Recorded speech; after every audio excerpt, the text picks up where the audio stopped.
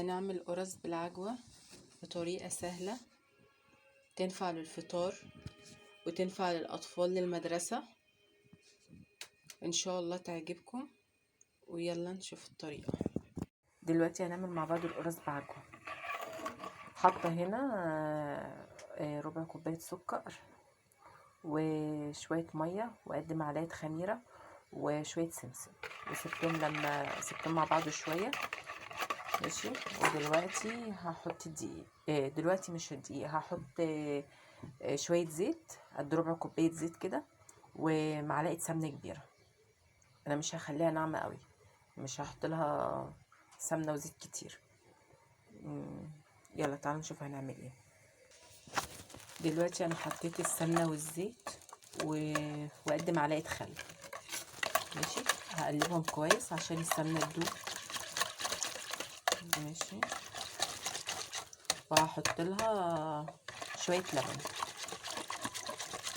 زي ما انتم شايفين كده. هحط لها شوية لبن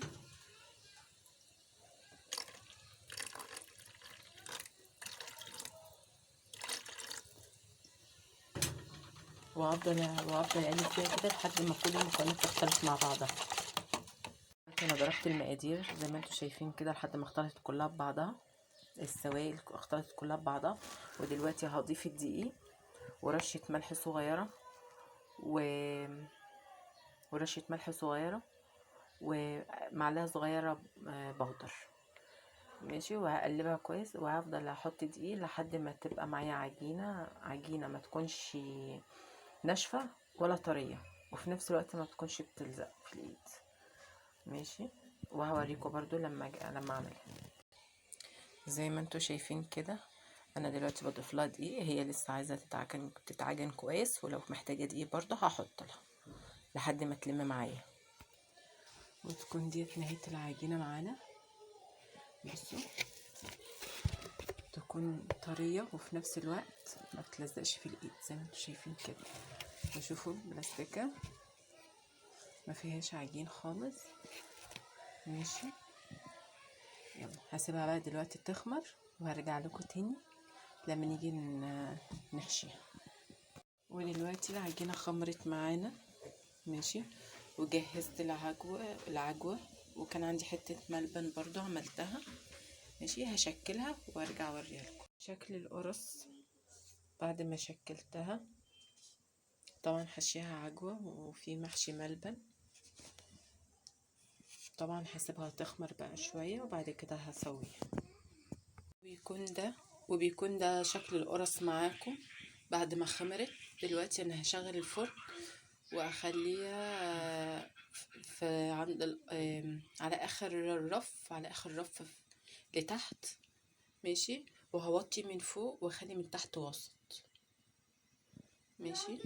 زي ما انتم شايفين كده هي خمرت اهي. هخلصها في الفرن وهوريها لكم.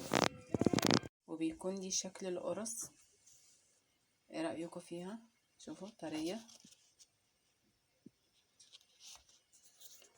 وطعمها جميل. ايه رأيكم فيها؟ لو عجبتكم عايزة لايك وشير وتعليق كده وتعليق منكم يشجعني كده عشان اعمل لكم وصفات احسن.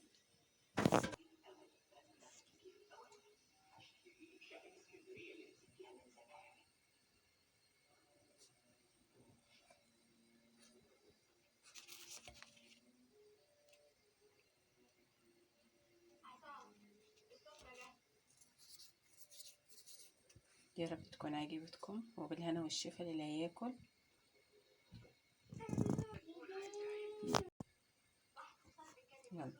يلا سلام.